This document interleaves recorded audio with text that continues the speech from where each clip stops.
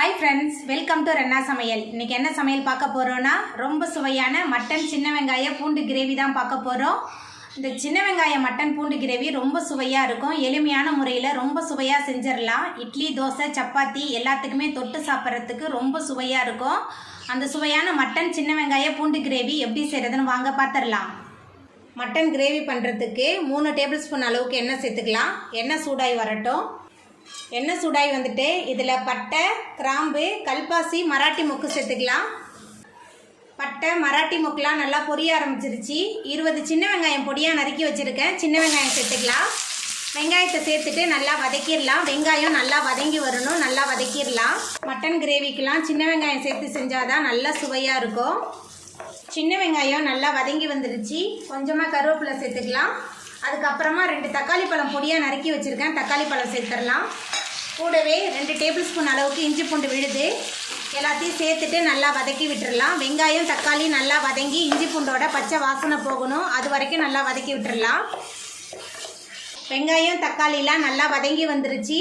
இப்போ இதில் முழு பூண்டு 25 உரித்து வச்சுருக்கேன். முழு பூண்டு சேர்த்துக்கலாம். சேர்த்துட்டு நல்லா வதக்கி விட்டுடலாம். வெங்காயம் தக்காளி பூண்டு எல்லாமே நல்லா வதங்கி வந்துருச்சு. இப்போ இதில் நம்ம சுத்தம் பண்ணி வச்சுருக்கிற மட்டன் சேர்த்துக்கலாம். மட்டன் சேர்த்துட்டு இந்த எண்ணெயிலே கொஞ்சம் நேரத்துக்கு நல்லா வதக்கி விட்டுடலாம். மட்டன்லாம் சேர்த்துட்டு எண்ணெயில் நல்லா வதக்கணும். அந்த மாதிரி வதக்கி செய்யும்போது மட்டன் கிரேவி நல்ல சுவையாக இருக்கும். மட்டன் சேர்த்துட்டு நல்லா கலந்து விட்டு வதக்கியாச்சு. இப்போ இதில் மசாலா தூள்லாம் சேர்த்துக்கலாம். குழம்பு மிளகாய் தூள் 3 டேபிள் ஸ்பூன் எடுத்திருக்கேன். மஞ்சள் 1/2 spoon, garam masala 1 table spoon, mutton கிரேவிக்கு தேவையான அளவுக்கு உப்பு எல்லாத்தையும் சேர்த்துட்டு நல்லா கலந்து விட்டு வதக்கலாம். மசாலா மட்டன் எல்லாமே சேர்ந்து நல்லா கலந்து வதங்கணும். நல்லா வதக்கி விட்டுடலாம்.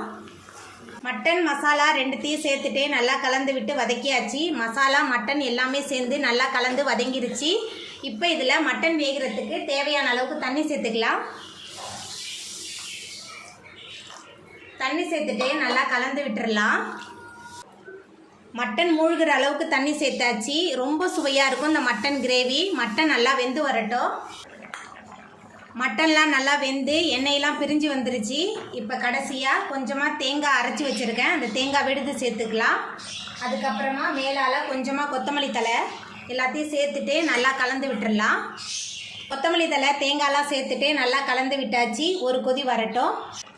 தேங்காய் சேர்த்து நம்மளோட மட்டன் கிரேவி நல்லா கொதிக்க ஆரம்பிச்சிருச்சு. ரொம்ப சுவையான மட்டன் கிரேவி ரெடி ஆகிட்டு இப்போ நம்ம அடுப்பு ஆஃப் பண்ணிடலாம். அவ்வளோதாங்க, ரொம்ப சுவையான மட்டன் கிரேவி சூப்பராக ரெடி ஆகிட்டு. இந்த சுவையான மட்டன் கிரேவியை நீங்களும் உங்கள் வீட்டில் செஞ்சு பாருங்கள். இந்த வீடியோ உங்களுக்கு பிடிச்சிருந்தா லைக் பண்ணுங்கள், ஷேர் பண்ணுங்கள், கமெண்ட் பண்ணுங்கள், சப்ஸ்கிரைப் பண்ணுங்கள். அப்படியே பக்கத்தில் உள்ள பெல் பட்டனையும் கிளிக் பண்ணிடுங்க. நன்றி.